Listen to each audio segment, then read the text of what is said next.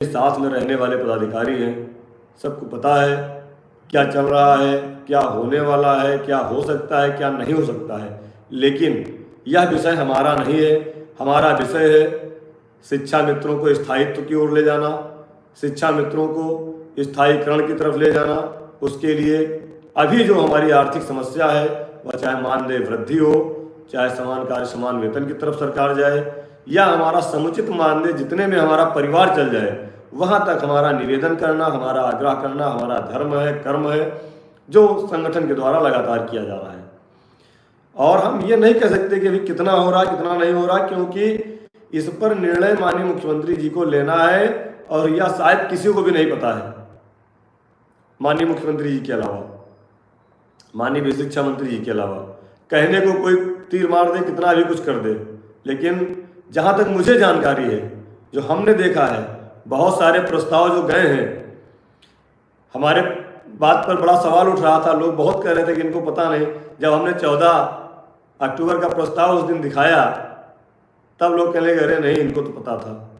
तो देखिए, बहुत सारी कॉन्फिडेंशियल चीज़ें हैं, जो चीज़ें जब तक वह फलीभूत ना हो जाए, जब तक वह सरकार द्वारा जारी ना हो जाए, तब तक कुछ भी नहीं कहा जा सकता। क्योंकि पहले भी 2 साल में कई बार ऐसा हुआ कि हमारा काम होते होते रुका और हमको बहुत कष्ट हुआ, हमारे साथ आपको भी बहुत कष्ट हुआ। लोकसभा चुनाव से पहले बहुत उम्मीद थी काम हमारा हो जाएगा, और ऐन टाइम पर काम रुका। तो जितना मुझे कष्ट हुआ, आपको भी कष्ट हुआ, और मुझे तो इतना कष्ट हुआ था कि आपने देखा वो परिस्थितियाँ क्या रही। यही दीपावली के पहले स्थितियाँ थी। लेकिन 16 अक्टूबर को जब उत्तर प्रदेश के माननीय मुख्यमंत्री जी से, मेरठ और सहारनपुर से शिक्षक MLC माननीय श्री श्रीचंद शर्मा जी, धर्मेंद्र भारद्वाज जी और प्रयागराज के MLC महोदय के साथ हम लोग संगठन के पदाधिकारी मिले थे, तब माननीय मुख्यमंत्री जी ने चलते चलते एक बात कहा था कि उपचुनाव के बाद हम इस पर निर्णय लेंगे। और मैं धन्यवाद देता हूं माननीय मुख्यमंत्री जी को, माननीय शिक्षा मंत्री जी को, माननीय MLC महोदय को और विभाग के समस्त सम्मानित अधिकारियों को, जिन्होंने हमारा एक निर्णय फलीभूत कर दिया, उसको साकार कर दिया, और हमारे बहुत सारे भाई बहन उसमें आच्छादित हो रहे हैं, लाभान्वित हो रहे हैं। इसी तरह हम उम्मीद करते हैं कि जल्दी ही जो हमारा मूल समस्या है, आर्थिक समस्या वाला, उसको भी हल करने के लिए माननीय मुख्यमंत्री जी निर्णय लेंगे। और बिना माननीय मुख्यमंत्री के निर्णय लिए कोई कुछ नहीं कर सकता, कोई कुछ नहीं कर सकता, या 100% सत्य है। तो एक चीज तो यह है कि अभी कोई संख्या तय नहीं है कि आपका मानदेय कितना होगा, आपके स्थायित्वकरण की तरफ कितना जाएंगे।